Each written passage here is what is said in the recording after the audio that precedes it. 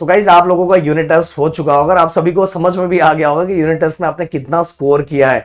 किसी ने ज्यादा स्कोर किया हो, किसी ने कम स्कोर किया हो। कुछ ऐसे भी बच्चे होंगे जिनका 10th में बहुत अच्छा स्कोर था पर 11th में आके यूनिट टेस्ट में उनका बहुत कम स्कोर आया हुआ है। और गाइस कहीं ना कहीं इन गलतियों को समझना चाहिए कि मैंने क्या किया, मैंने क्या नहीं किया। इन सभी चीजों को अगर समझोगे तो अपने आप को सही ट्रैक पे ला दोगे। बट अगर अभी भी आपकी आंख खुली नहीं है तो भाई अगले साल ना 12th में बहुत ज्यादा प्रॉब्लम फेस करना पड़ेगा। आप सभी को पता है कि जो आपका सेमेस्टर एग्जाम हो वो दिवाली मतलब देखा जाए तो 25 to 30 के बीच में लगभग बहुत लोगों का स्टार्ट हो जाएगा। तो प्लीज कमेंट करके मुझे ये बता देना कि आप लोगों का भी जो सेमेस्टर एग्जाम है वो कब से स्टार्ट होने वाला है और आपके एग्जाम में कौन कौन से चैप्टर फिजिक्स के, केमिस्ट्री के, मैथ के एंड बायो के आने वाले। प्लीज कॉमेंट करना जिससे हमें लगेगा कि हमें कौन सा और चैप्टर पढ़ाना चाहिए बच्चों के फाइनल एग्जाम के लिए। क्योंकि पहले से बता के रखोगे तो चीजें हमारे लिए भी आसान हो जाएगी। और अपने टेलीग्राम को भी ज्वाइन करके रख लो, आपके टेलीग्राम का लिंक मैं डिस्क्रिप्शन में डाल देता हूं। अब बात करते हैं गाइस कि सबसे पहले आप सभी को डेली एक टाइम टेबल बना लेना है। आपका टारगेट ये होना चाहिए भाई, देखो कैलकुलेशन कर लो कि आपके पास अभी टाइम कितना बचा हुआ है, आपके एग्जाम में कितना मतलब कितना दिन है और उसके बीच में कितना टाइम है और आपके पास कितने चैप्टर हैं और कितने चैप्टर में से आपको पहले से कुछ आता था और कुछ कितने नहीं आते थे। ये सभी का कैलकुलेशन करना सीख लो। और ये सभी बातें बहुत लोग को हो सकता है नॉर्मल लगे बट भाई ये नॉर्मल नहीं है। बहुत सारे बच्चे बस ये सुनते हैं और इनको फॉलो नहीं करते और जो फॉलो करते हैं वो भले पीछे उनका स्कोर ना हो पर आगे अपने आप को चेंज करके सही ट्रैक पे ला देते हैं। तो भाई सबसे पहले ना जो आपको जितना टाइम बचा हुआ है उन टाइम का एक टाइम टेबल बनाओ। अगर आप बोलोगे तो भाई आपके लिए ना हम डेली टाइम टेबल का रूटीन सेमेस्टर एग्जाम के लिए जो आपका एग्जाम आने वाला है उसके लिए आपको रूटीन कैसा रखना चाहिए उससे भी रिलेटेड एक छोटा सा वीडियो हम तक आप तक पहुंचा देंगे। तो एक टाइम टेबल बनाओ और उस टाइम टेबल में जो कैलकुलेशन रखो वो कैलकुलेशन कैसा रखो कि आपके वाइज कि आपका कौन सा जो सब्जेक्ट है वो बचा हुआ है, उस सब्जेक्ट के अंदर कौन सा चैप्टर बचा हुआ है, कौन से चैप्टर का कौन सा पार्ट आपको नहीं आता, ये सभी कैलकुलेशन आपके पास होना चाहिए। और आपको कितने दिन में करना है, कितने बजे करना है, सुबह ज्यादा फोकस करना है कि रात को ज्यादा फोकस करना है, ये सभी रूटीन में आपके होना चाहिए। इसके बाद गाइस देखो आप सभी को पता है इन्हीं बीच में फेस्टिवल भी हमारे बहुत सारे आ रहे हैं। तो फेस्टिवल जो आ रहे हैं देखो फेस्टिवल तो एंजॉय करना है क्योंकि 11th है, अगले साल 12th में उतना एंजॉय नहीं कर पाओगे क्योंकि सर पे बहुत ज्यादा टेंशन रहेगा।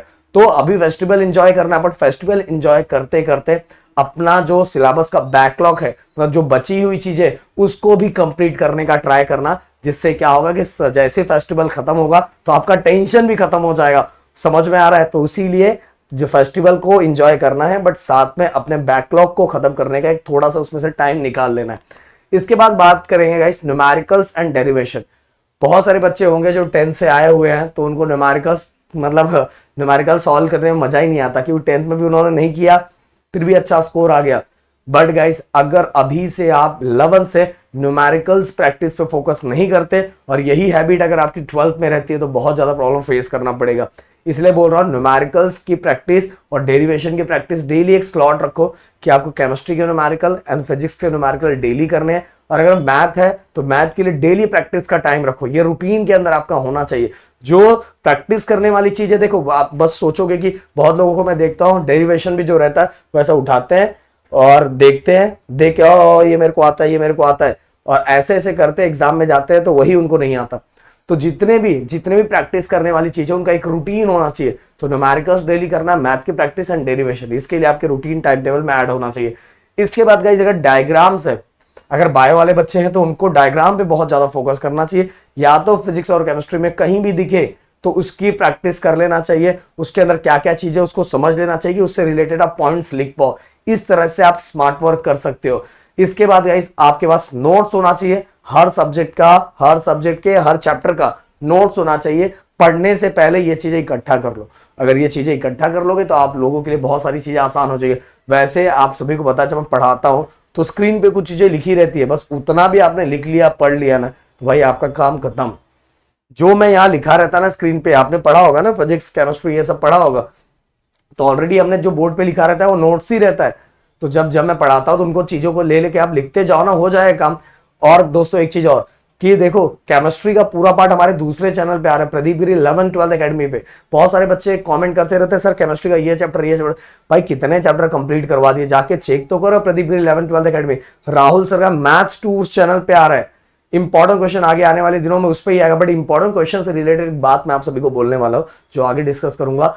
और साथ में गाइस बाकी पार्ट प्रदीप 11-12 एकेडमी पे आ रहा है, इस पे आपका आप मतलब मेरा फिजिक्स एंड राहुल सर का मैथ 1 ये आ रहा है। तो भाई कंफ्यूज मत हो, उस पर जाकर करो, आपका सिलेबस जल्दी कंप्लीट हो, इसलिए तो वो चैनल हमने आप लोगों के लिए बनाया हुआ है, साइंस वाले बच्चों के लिए बनाया हुआ।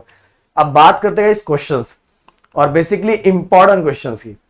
देखो 11th के अंदर क्या होता है, आपने देखो इतने दिनों में देख ही लिया होगा और समझ ही लिया होगा कि स्कूलों में ज्यादातर कॉलेजेस में टीचर बहुत सारे मतलब ज्यादातर जगह पे, कुछ कॉलेजेस बहुत अच्छे हैं पर ज्यादातर जगह पे ये होता है कि जो चैप्टर होता है चैप्टर पूरे चैप्टर को टीचर डिटेल में एक्सप्लेन नहीं करती, और वो क्या करते हैं कि उसमें जो जो क्वेश्चन जो उनको टॉपिक बहुत अच्छे से आता है ना, वही बच्चों को चार क्वेश्चन दे देते हैं, बोलते हैं ये पढ़ के आना और यही एग्जाम में आएगा।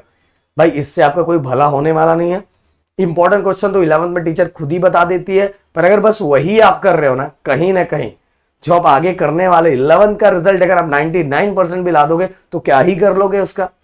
पर अगर आप जो भी पढ़ रहे हो उसको पूरा डिटेल में और पूरा कॉन्सेप्ट वाइज पढ़ोगे तो चीजें आगे आपको बहुत ज्यादा मजा आएगा। और जो बच्चा 99% बस वो इंपॉर्टेंट क्वेश्चन पढ़ के ला रहा है ना, उससे ज्यादा स्कोर आप 12th में करोगे। तो भाई इस समय देखो टीचर ऑलरेडी इंपॉर्टेंट क्वेश्चन दे रही है, आप ध्यान दोगे तो आपको टीचर खुद बता दी, बट ये ध्यान दो कि टीचर ने पूरा सिलेबस कंप्लीट किया, पूरे कॉन्सेप्ट को समझाया, एक भी टॉपिक स्किप तो नहीं किया, ये सभी पे फोकस आपको होना चाहिए। तो अगर आप सही ट्रैक पे जाना चाहते हो इन सभी चीजों को आपको फॉलो करना चाहिए। मिलते हैं नेक्स्ट वीडियो में। Thank you so much guys, जय हिंद दोस्तों।